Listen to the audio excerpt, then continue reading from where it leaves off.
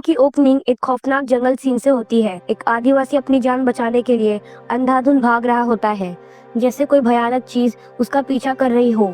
जब वो भागते भागते नदी पार करने की कोशिश करता है, तो जिस शाख का सहारा लेकर वो लटकता है, वो अचानक टूट जाती है। आदिवासी सीधा पानी में गिर जाता है और पल भर में ही पानी के नीचे से कोई रहस्यमय चीज पकड़कर अंदर खींच लेती है। कुछ सेकंड्स बाद सिर्फ पानी पर तैरते हुए पत्ते ही बचते हैं, जो इस बात का इशारा देते हैं कि अंदर कुछ बहुत ही खतरनाक छुपा है। इसके बाद कहानी सीधा न्यूयॉर्क शिफ्ट होती है, जहां एक बड़ी फार्मास्यूटिकल कंपनी के ऑफिस में मीटिंग चल रही होती है। कंपनी के टॉप ऑफिशियल्स गोल्डन पर गुस्सा निकालते हैं। वो कहते हैं कि गोल्डन ने वादा किया था कि वो हर बीमारी, चाहे सिंपल जुकाम या कैंसर हो, उनकी दवा बनाकर देगा, लेकिन अब तक कुछ भी सॉलिड रिजल्ट सामने नहीं आया। इसी वजह से कंपनी डिसाइड करती है कि ये पूरा प्रोजेक्ट किसी और फर्म को दिया जाए। ये सुनकर गोल्डन अपने पार्टनर डॉक्टर जैक को आगे बोलने के लिए कहता है। डॉक्टर जैक एक रेयर फ्लावर के बारे में बताता है, जिसे पेरेने या इमोर्टलिस या फिर ब्लड ऑर्चिड कहा जाता है। ये एक बहुत ही खास फूल होता है जो हर 7 साल में सिर्फ 6 महीने के लिए खिलता है। डॉक्टर बताता है कि 1892 में इस फूल को पहली बार डिस्कवर किया गया था और इसमें ऐसे केमिकल्स होते हैं जो इंसान की सेल्स की एजिंग प्रोसेस को स्लो कर देते हैं। मतलब इंसान सिर्फ ज्यादा साल तक जिंदा नहीं रहेगा, बल्कि लंबे समय तक जवान भी रहेगा। डॉक्टर ये भी बताता है कि कुछ महीने पहले उनके पास इस फूल का एक सैंपल बोर्नियो से आया था, लेकिन एक्सपेरिमेंट्स के दौरान वो खराब हो गया। अब प्रॉब्लम ये है कि ये फूल सिर्फ अगले 2 हफ्तों तक ही खिला रहेगा। अगर अब ये मौका हाथ से निकल गया तो फिर 7 साल तक वेट करना पड़ेगा। कंपनी का सीईओ तुरंत ग्रीन सिग्नल दे देता है। वो कहता है कि पैसे की कोई टेंशन नहीं है, बस किसी भी कीमत पर उस फूल को हासिल करके लाना है। इस मिशन के लिए 6 लोग की टीम बनाई जाती है, जिसे जंगल के बीच तक पहुंचने के लिए एक खतरनाक नदी क्रॉस करनी होती है। बारिश का मौसम होने की वजह से कोई भी सेलर अपनी बोट चलाने को रेडी नहीं होता। तब बिल जॉनसन नाम का एक एक्सपीरियंस्ड आदमी मोटी रकम के बदले टीम को नदी के पार ले जाने के लिए मान जाता है। बिल के साथ उसका पेट बंदर कॉन्ग भी होता है। पूरा दिन नदी में सफर करने के बाद जब रात को बोट आगे बढ़ रही होती है, कॉन्ग को एक आम का पेड़ दिखता है। आम खाने के चक्कर में वो पेड़ से लटक जाता है और इसी बीच बोट धीरे धीरे आगे निकल जाती है। कॉन्ग जंगल के अंदर से बोट का पीछा करने लगता है, लेकिन अचानक उसे महसूस होता है कि कोई बहुत ही बड़ी और भयानक चीज उसका पीछा कर रही है। डर के मारे कॉन्ग तुरंत पेड़ पर चढ़ जाता है। अगली सुबह बिल अपने बंदर को ढूंढता है, लेकिन कॉन्ग कहीं नजर नहीं आता। उसी वक्त एक लड़की सैटेलाइट फोन पर बात करते हुए गलती से नदी के पास चले जाती है। अचानक जमीन खुल जाती है और वो सीधा पानी में गिर जाती है। उसके साथ ही उसे बचाने की कोशिश करते हैं, लेकिन तभी एक मगरमच्छ नदी से निकलकर पूरा हमला कर देता है। लड़की को कुछ हो पता उससे पहले ही बिल बिना सोचे समझे पानी में कूद जाता है और अपने चाकू से मगरमच्छ को मार देता है। सबको लगता है कि खतरा अभी खत्म हो गया है, लेकिन तभी मरे हुए मगरमच्छ को भी कोई अनजान चीज पानी के अंदर खींच लेती है। इस पल सब लोग समझ जाते हैं कि ये जंगल जितना दिखता है उससे कहीं ज्यादा खतरनाक है।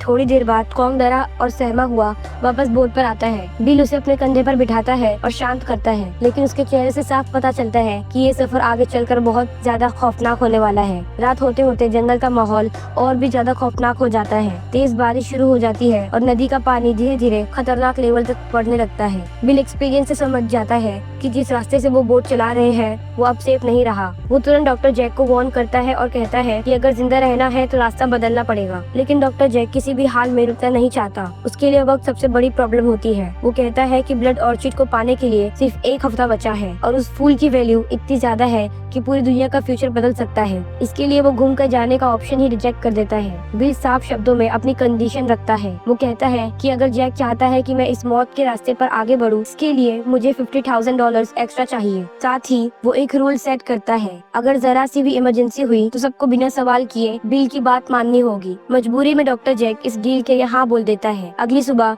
जैसे ही नदी में आगे बढ़ते हैं, बिल नोटिस करता है कि पानी में फंसी हुई लकड़ियों और कचरे की वजह से स्टीयरिंग जाम हो चुकी है। बोट कंट्रोल से बाहर हो जाती है और तेजी से आगे बढ़ने लगती है। बिल को तुरंत समझ आ जाता है कि आगे कोई बहुत बड़ा खतरा है। वो सबको अलर्ट करता है और बोट को रिवर्स करने की कोशिश करता है, लेकिन ब्रेक्स फेल हो जाते हैं।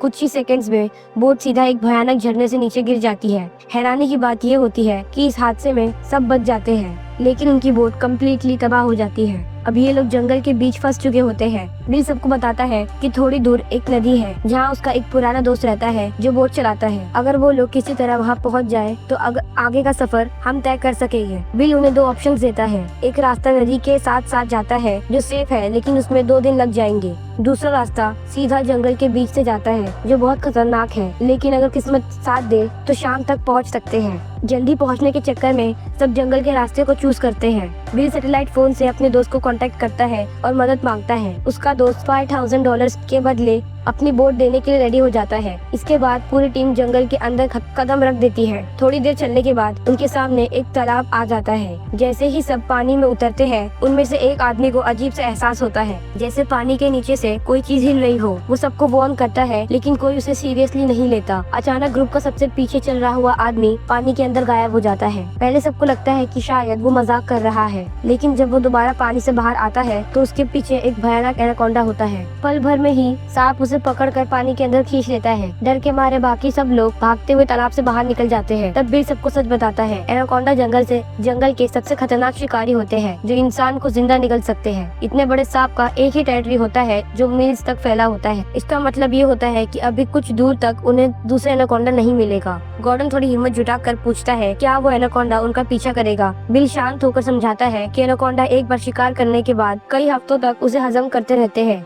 इसीलिए अभी उनके पास थोड़ा टाइम है। इस सब के बाद गॉर्डन कहता है कि वो प्रोजेक्ट यहीं खत्म करना चाहता है, लेकिन डॉक्टर जैक फिर भी मानने को तैयार नहीं होता। उसके दिमाग में सिर्फ ब्लड ऑर्चिड होता है। गॉर्डन सजेशन देता है कि पहले बोट तक पहुंचते हैं, बाद में डिसीजन लेंगे। तब बिल फाइनल बात कह देता है, अगर वो बोट तक पहुंच गए तो ये जर्नी वही एंड हो जाएगी, मैं उसके आगे नहीं जाऊंगा। जैक गुस्से में कहता है कि तुमने मुझसे वादा किया था। बिल साफ मना कर देता है, डील अब यही खत्म होती है। वो कहता है कि वो और लोगों की जान रिस्क में नहीं डालना चाहता और कोई गारंटी नहीं है कि आगे और एनाकोंडास नहीं मिलेंगे। यहीं से कहानी और ज्यादा इंटेंस और डेंजरस हो जाती है। इस हिस्से में कहानी एक और ज्यादा खौफनाक मोड़ ले लेती है। बोट खो जाने के बाद सब लोग मजबूरन उस घने और जानलेवा जंगल के बीच से आगे बढ़ते हैं। चलते वक्त बिल अपने मन में सोचता है कि उसने जैक को पहले ही इस सफर के खतरों के बारे में वार्न किया था, लेकिन फिर भी दोनों के बीच पैसों की एक सीक्रेट डील हो चुकी थी। जैक ने उसे $50,000 एक्स्ट्रा देने का वादा किया था, जो सिर्फ इन दोनों को ही पता था। बाकी किसी को इस बारे में जरा भी अंदाजा नहीं था। जैसे जैसे ये लोग जंगल के रास्ते से बोट तक पहुंचने की कोशिश करते हैं, अचानक उनके एक साथी के शरीर पर खून चूसने वाली जोंक चिपक जाती है। ये देखकर सब घबरा जाते हैं। बिल बिना वक्त गवाए चाकू निकालता है और एक एक करके सारी जोंक हटा देता है। इस वजह से ग्रुप को थोड़ी देर के लिए वहीं रुकना पड़ता है। इसी बीच जब गॉर्डन अपने जूते उतार कर वापस पहनने लगता है, बिल का असिस्टेंट उसे तुरंत रोक देता है।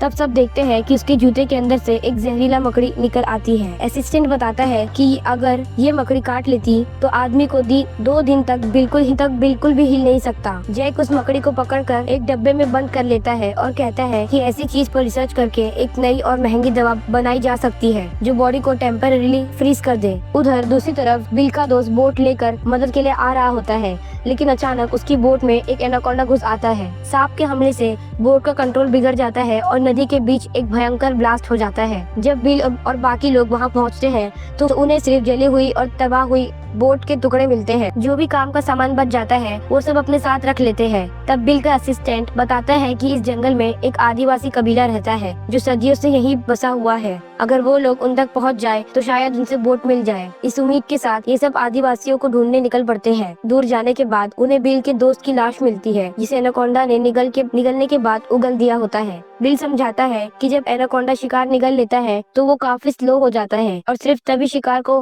बाहर निकालता है जब उसे अपने आसपास खतरा महसूस होता है। बिल ये भी बताता है कि जिस एनाकोंडा ने उसके दोस्त को मारा वो पहले वाला नहीं था, बल्कि कोई दूसरा ही सांप था। ये दूसरा एनाकोंडा इस एरिया में मेटिंग सीजन की वजह से आया है, इसीलिए अपनी नॉर्मल टेरिटरी से बाहर घूम रहा है। बिल सबको वार्न करता है कि अंधेरे होने से पहले उन्हें हर हाल में आदिवासी कबीले तक पहुंचना होगा। कुछ वक्त बाद ये लोग कबीले तक पहुंच जाते हैं, लेकिन वहाँ का मंजर और भी ज्यादा डरावना होता है। पूरा कबीला बर्बाद हो चुका होता है, सिर्फ हड्डियाँ और कंकाल बचे होते हैं। ये देखकर सब लौटना चाहते हैं, लेकिन जैक अब भी फूल को पाने के जुनून में अंधा हो चुका होता है। तब जैक की नजर आदिवासी की बनाई हुई पेंटिंग्स पर पड़ती है, जिसमें उसी रेयर फूल की तस्वीर होती है। इससे जैक को पूरा यकीन हो जाता है कि वो फूल इसी एरिया के आसपास कहीं मौजूद है। फिर भी ग्रुप का कोई भी मेंबर अब उसकी बात मानने को तैयार नहीं होता। रात के वक्त ये लोग मजबूरी में एक छोटी सी राफ्ट तैयार करते हैं। इसी दौरान गॉर्डन जैक के बैग में कुछ तलाश करता है। बैग के अंदर उसे एक पिस्तौल और सैटेलाइट फोन मिलता है। ये दोनों चीजें असल में बिल की उस दोस्त की होती है जो मदद के लिए आ रहा था और जिसे एनाकोंडा ने मार दिया था। सच ये होता है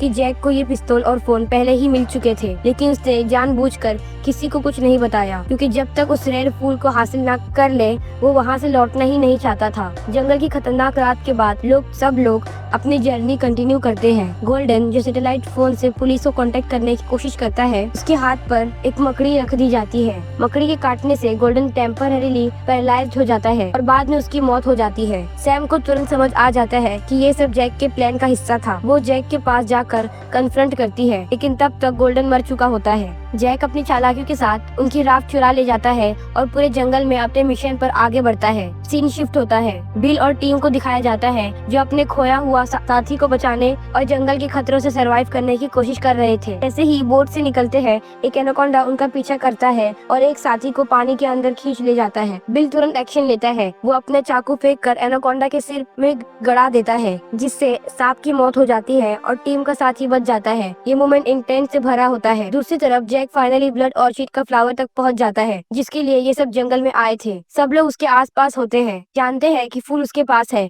लेकिन राफ्ट को लेकर वो निकलना चाहते हैं। जैक अपनी राफ्ट को सेफ पॉइंट तक ले जाता है और टीम को ऑर्गेनाइज करता है। सैम को एक मुश्किल टास्क मिलता है। उससे गिरते हुए पेड़ के ऊपर से क्रॉस करना होता है, जहाँ नीचे मेल और फीमेल एनाकोंडास मेटिंग कर रहे होते हैं। सैम का डिटर्मिनेशन और करेज दिखाया जाता है।